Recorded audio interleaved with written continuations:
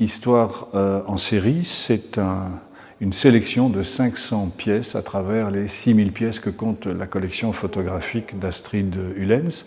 C'est une occasion, je pense, unique et peut-être pour la dernière fois de voir les plus grands noms de la photographie documentaire après 1950, et non seulement de les voir individuellement, mais de les voir en série, d'où le titre, puisque c'est un peu le processus de cette collection, c'est d'acquérir des portfolios, des expositions complètes. Ce qui permet à chaque fois d'avoir un peu une idée de la démarche photographique. Alors on retrouve aussi bien des gens comme les Becher, comme Walker Evans, on retrouve Graciela Iturbide, on retrouve Adriana Lestido, on retrouve bien sûr les Nixon, c'est-à-dire tout un travail au fond qui, Ed Ruscha notamment, va opposer à la fois le paysage et puis la figure humaine. Donc c'est vraiment là, je dirais, une plongée à travers la photographie documentaire depuis 1950. Adriana Lestido est une photographe argentine née en 1955 à Buenos Aires. Elle a documenté la dictature argentine, mais elle est beaucoup plus connue sur le travail qu'elle a réalisé sur la condition féminine. Il y a eu tout un travail qui s'appelait Madre e Hijas, les mères et les filles. C'est un travail que nous avions présenté ici au Musée de la photographie en 2003, je pense, dans le cadre de l'exposition sur la photographie argentine.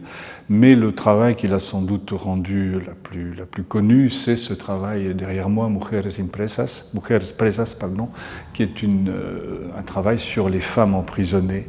Et c'est un travail qui a étudié aussi la condition de ces femmes en prison, leur maternité éventuelle, mais aussi les raisons de leur enfermement.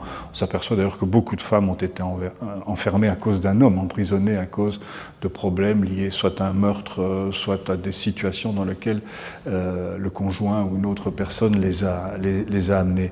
Et c'est un travail qui est un travail vraiment pionnier, parce qu'on était encore loin à l'époque où elle l'a réalisé de ce travail sur la condition féminine dont on parle beaucoup aujourd'hui. Ça fait aussi écho au travail de Jane Evelyn Atwood sur les femmes en prison.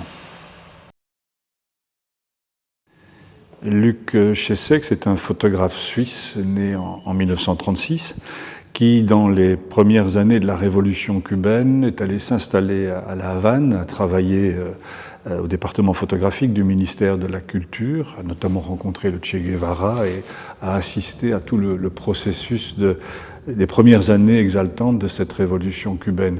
Et c'est un travail qui s'étend d'ailleurs hors des limites de la révolution cubaine, puisqu'il a documenté toute cette Amérique latine dans les années 60.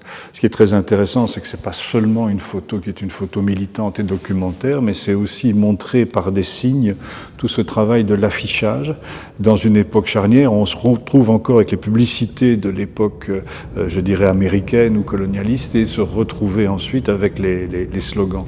Donc c'est un fantastique travail documentaire, bien sûr basé à partir de Cuba, mais qui touche les pays d'Amérique du Sud dans ce contexte des révolutions et bien entendu de la contre-propagande américaine et de l'opération Condor notamment.